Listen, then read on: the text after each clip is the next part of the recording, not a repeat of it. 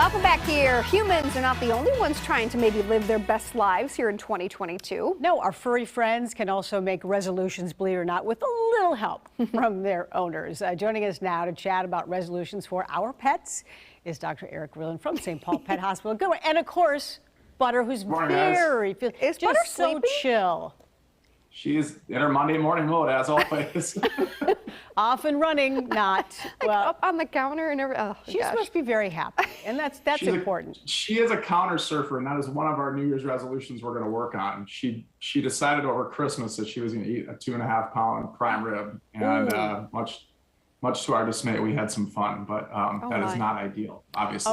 Okay, yeah. All right, so you're talking about resolutions, and right off the top, there is something that you think that people need to work on, and that is leash pressure and leash behavior. And where are people going wrong here? Well, probably the most common thing I see in the hospital, you guys, and just out and about, is I see dogs that don't really understand leash pressure and they don't obey leash commands.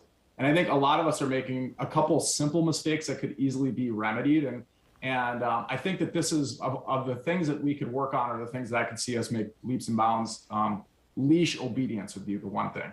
I think something to remember is when we're training our dogs for this, for leash pressure, a lot of people will go in the beginning, they'll go to a puppy class and they go to an environment with 20 other young puppies and they're trying to teach leash pressure in that environment. And that's not a really good environment to learn. So I would say if you know that you've got a dog that's hyper excitable, that's pulling on the leash a lot, I'd have you guys start in a space that is completely stimulation neutral, or a place that's really, really familiar to the dog. And start with your leash training there. And I would always encourage you to start with a collar. I always like a collar over a gentle leader or a harness. Now, some dogs are just such aggressive pullers that a gentle leader works. But start in those places, again, where the dog is not seeing a lot of other factors that will excite them. And I like to use a hallway. If you can find a long hallway that you know that you have access to, and the dog won't be, again, we can't really be changing their head position. And we're just going to continue to repeat those activities back and forth. And I think that's a big starting point for a lot of people. I'm not a fan of prong collars or any of those other things, but I think that's probably the biggest mistake, because I see people go to a dog park or another area where there's just too much stuff happening. You can slowly start to work in some of these areas. You can start to work in distractions, but start in an area with no distractions. Yeah, you can't expect them to pay attention and really focus when they have other animals around them. And yeah, makes sense. So many humans work on weight, maybe weight loss, getting healthier in the new year, and that also translates to our furry friends. It's all about portion control, right? It's almost always about portion control and calories. And I'm going to introduce, probably on this show, the most innovative device ever for weight loss in a dog, and it's a measuring cup. And this is a great point. So I kind of noticed, I talked to a couple days ago, my partner, and I was like, hey, do you notice the dogs are getting kind of, Butter's getting a little plump? And she's like, yeah. She's like, Leia, our rescue dog, is kind of looking that way too. And our son's been feeding our dog for the last 3 months or so. This is the cup he was using, and this is a measuring cup that's 1 cup. So, well, and I made my own mistake. Always use a measuring cup. Our dogs are calculated out. I've done the calculations. Ask your veterinarian for a calculation of what their total caloric demands should be. Or, every dog, every food is different. So make sure that your veterinarian knows what the caloric density is. But they were calculated out to be getting this much food, and they were getting this much. Probably the most common mistake I see of all time when people come in, they're using the wrong measuring cup. So calorie control is the biggest, probably far and away the biggest issue that I see. It is not activity or lack of activity, although Butter, I could probably put her in that category if she's still listening. No, she's asleep. But overwhelmingly, that's the biggest issue, is people are just feeding too much. Just give up a measuring cup and keep it in the bag or whatever, and then you always use the right amount. Start there. Keep it consistent, the same every day. You got to measure it every single day. Yeah. Okay. Another issue that comes up with dogs and the people are barking behaviors and trying to curb that. And we know all dogs bark, and some for a very good reason. But how can you kind of tamp that down or maybe you have issues with your neighbors and they bark all the time. What do you Yes. do?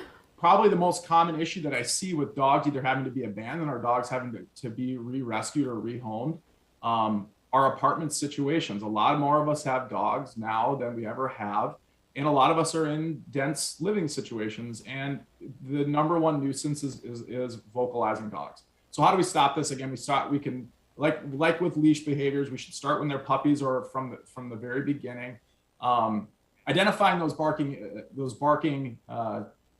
stimulating factors can be really helpful in helping us avoid them. But the biggest thing is what are we doing to correct the behavior when we hear barking or when we see it? Yelling at a dog, no, or bark is essentially barking back to them. You're amplifying up more stimulation when that happens. So I don't encourage you to yell back at your dog when you're barking. That does not do anything. You need to remove them from that situation. And I know some people have beliefs about bark collars that have correction on them, whether they're citronella or it's an electric stimulation.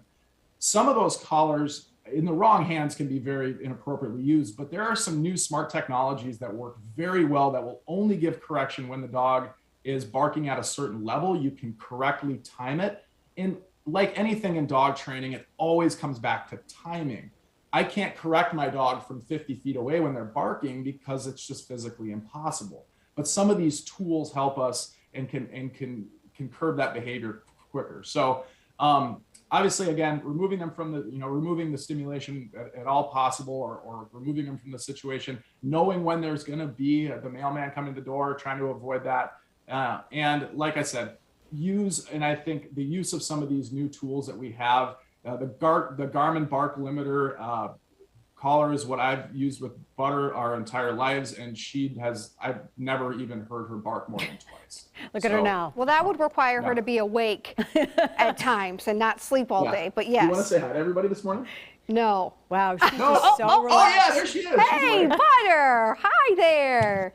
There she is. Oh, that is so sweet. And that was boy. enough stimulation. She's out. Dr. Eric and Butter. Thank you so Thanks, much. guys.